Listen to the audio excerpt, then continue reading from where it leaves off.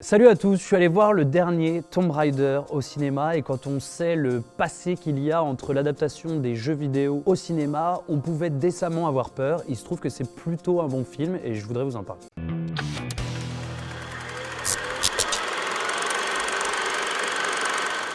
Avant toute chose, il faut rappeler que Tomb Raider est un jeu vidéo mythique à la base. Il date de 1996 pour le premier opus et il met en scène une jeune femme, une riche héritière qui s'appelle Lara Croft, qui va être entraînée dans des aventures multiples, dans des vieux temples, des palais, etc. et qui, à travers des cascades, un peu à la sauce Indiana Jones, doit récupérer certains trésors. Avec bien sûr, en petite sucrerie, la forme et l'esthétique, puisque Lara Croft est reconnaissable à sa tenue avant tout, qui est ce magnifique poum-poum short, ce holster avec deux gros glocks et ce top bien décolleté avec une poitrine triangulaire pour ceux qui se souviennent des vieux jeux vidéo. D'ailleurs, petite info au passage, le Guinness Book a décerné à Lara Croft l'année dernière le titre d'héroïne humaine la plus connue de l'histoire de jeux vidéo, ce qui est quand même pas mal. Donc forcément, Tomb Raider, c'était une franchise qui a très vite intéressé le cinéma. On a eu le droit à 3 adaptations à ce jour. Il y a eu donc 2 adaptations avec Angelina Jolie qui convenaient parfaitement dans les canons esthétiques à ce à quoi pouvait ressembler Lara Croft dans les jeux vidéo, puis le Tomb Raider dont je vais vous parler maintenant, avec une Alicia Vikander magnifique, sublime, j'en parlerai plus longuement tout à l'heure, qui est un peu moins dans les standards esthétiques, mais qui a son intérêt aussi. Alors pour ce qui est des anciens films, on a donc un film dans les années 2000 avec Angelina Jolie au casting, donc je l'ai dit, réalisé par Simon West. Ça me permet de parler 2 minutes de Simon West, qui a quand même fait un de mes films d'action préférés au monde, Les Ailes de l'Enfer, en 1997, je vous le conseille, avec Nicolas Cage, c'est juste une pépite. Et le deuxième film, toujours avec Angelina Jolie, 2 ans plus tard, le réalisateur c'est Yann de Bont, il s'appelle, et lui a fait aussi un autre film d'action mythique, Speed. Donc voilà, on était vraiment dans des films très bourrin, on va pas se mentir, avec une Angelina Jolie très badass et très sexy en même temps. On mettait bien en avant ses formes et surtout on la faisait imbattable. Elle défonçait tout le monde, elle faisait des cascades dans tous les sens et c'était vraiment le film d'action à la sauce des années 2000. Il semblerait que le film de 2018, réalisé par Roar Uthaug, c'est un réalisateur norvégien, pas très connu, qui s'est fait quand même remarquer pour le film The Wave. C'est un film un peu catastrophe, un peu n'importe quoi. En fait, c'est le film le plus clivant de tous les temps, je pense, parce que j'ai lu des critiques, parfois il a 1, parfois il a 100. C'est l'histoire d'un tsunami dans les fjords norvégiens. Vous irez voir, vous irez vous faire une idée, moi je suis pas extrêmement fan. Mais là il a pris une autre direction, puisque déjà il a choisi Alicia Vikander au casting, qui n'a pas le morphotype pulpeuse de la Angelina Jolie et de la Tomb Raider qu'on connaît dans les jeux vidéo. Alors Alicia Vikander, pour ceux qui connaissent pas, elle n'a pas encore une carrière immense, mais elle a quand même quelques rôles qui l'ont fait remarquer et un Oscar dans sa poche, puisqu'elle l'a eu pour le film Danish Girl avec Eddie Redmayne, je crois que c'était en 2016 il me semble. Donc c'est une actrice suédoise qui a commencé dans des productions suédoises qui ont été aussi connues à l'étranger, comme je pense que ça s'appelle Royal Affair. Et puis dans le film où elle est extraordinaire, le film d'Alex Garland, Ex Machina. Alex Garland qui vient d'ailleurs de ressortir un film sur Netflix avec Nathalie Portman qui s'appelle Annihilation. Je vous invite à ne pas le voir. Donc Alicia Vikander dans le rôle de Lara Croft, on aura l'occasion d'en reparler dans l'analyse du film, mais c'est déjà un vrai choix déterminant et clivant. À ses côtés, on retrouve Dominic West.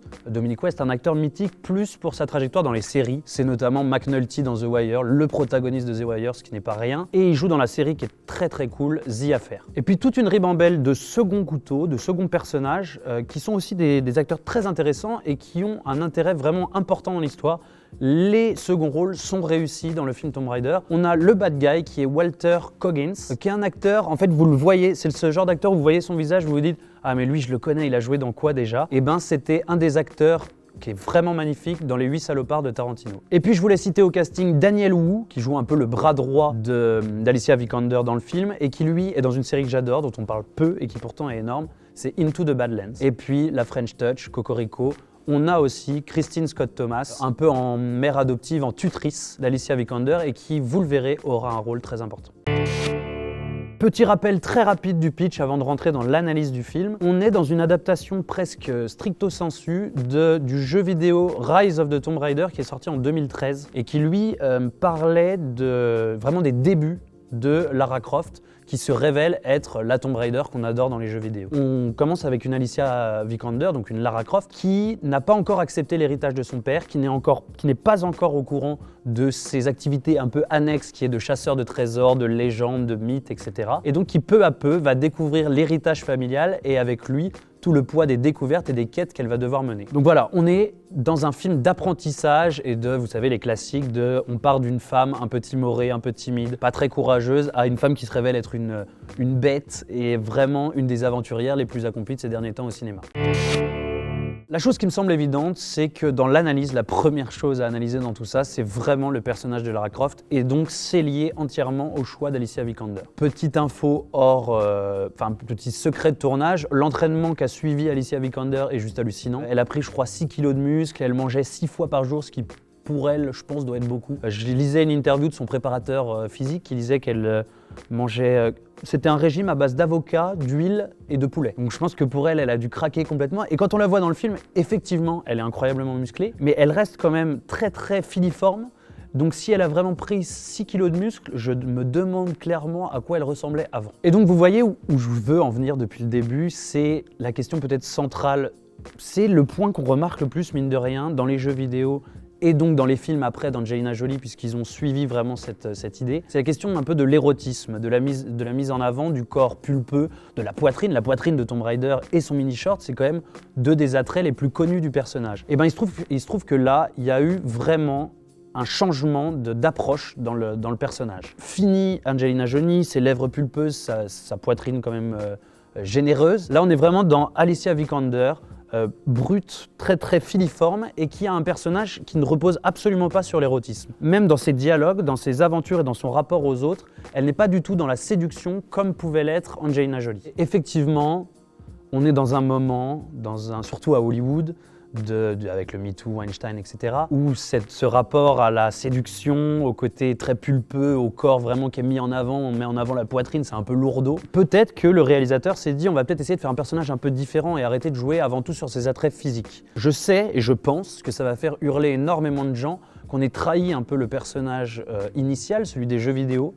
J'ai déjà vu beaucoup de gens troller le choix d'Alicia Vikander sur les réseaux en disant ouais mais j'ai déjà vu ces termes-là, planche à pain, etc. Elle n'a rien à faire dans la peau de Tomb Raider. Je crois que c'est un changement radical dans la manière d'appréhender le personnage et ça m'a pas choqué à l'écran en tout cas. Je pense que ça apporte un intérêt bien plus fort et tout à fait différent de ce que pouvaient faire les films d'Angelina Jolie. Alors là vous commencez à me voir venir, effectivement les films d'Angelina Jolie c'est quand même de la bonne merde. Là le film d'Alicia Vikander, avec Alicia Vikander, attention, n'est pas un film brillant, c'est pas le chef-d'œuvre du cinéma, mais je trouve qu'il donne de l'épaisseur et il donne un attrait différent à la saga Tomb Raider. On est plus porté, je trouve, dans ce film, sur le côté évolutif du personnage, et donc sur l'histoire, sur le scénario. On joue beaucoup au début du film sur les codes d'une Tomb Raider, enfin une Lara Croft, qui n'est pas encore Tomb Raider, qui n'est pas invincible, loin de là. Parce que ça commence directement par un match de boxe où elle se fait clairement laminer. Elle est même à un moment une autre scène à Hong Kong effrayée par des enfants.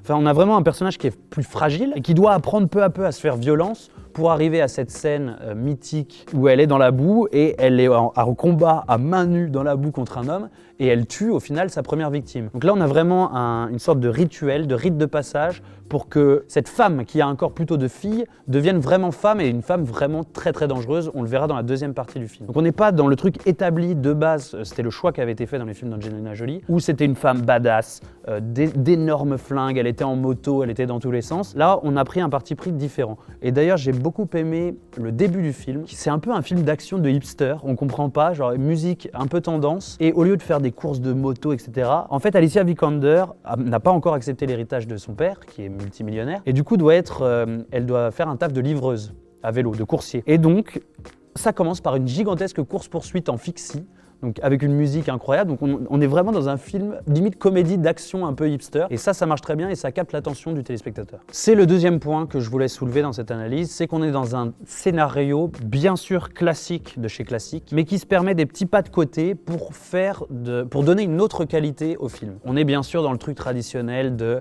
la question de l'héritage familial, du poids un peu de la famille richissime, etc. On sait qu'au début du film, Lara Croft ne veut pas accepter l'héritage de son père parce qu'elle n'est pas prête. Elle dit même « je ne suis pas ce genre de Croft ».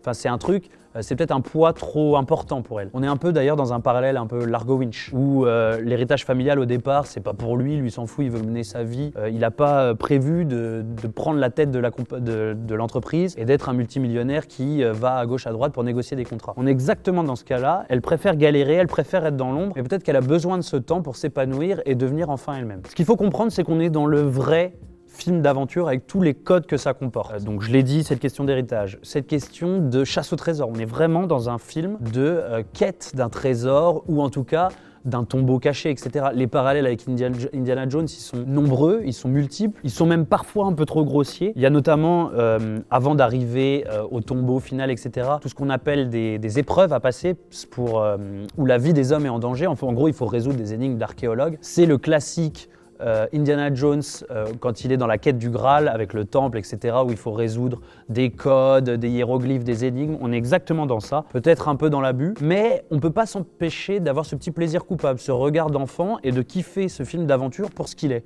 Bien sûr, on ne va pas partir dans une interprétation de qu'est-ce que c'est, etc.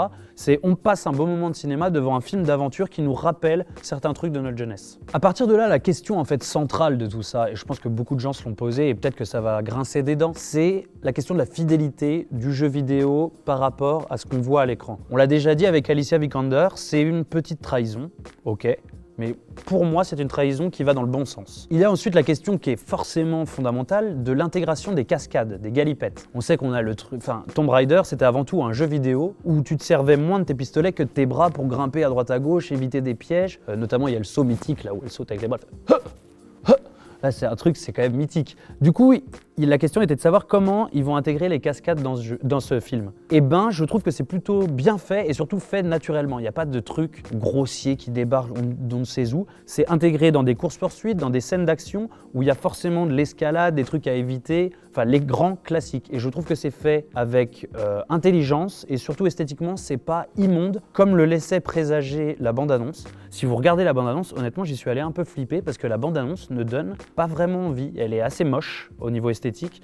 Et rassurez-vous, dans le film, c'est assez beau, c'est bien fait et esthétiquement, c'est tout ce qu'il y a de plus classique, mais c'est pas dégueu. Il y a d'ailleurs aussi tout un renouvellement avec les armes classiques de Tomb Raider.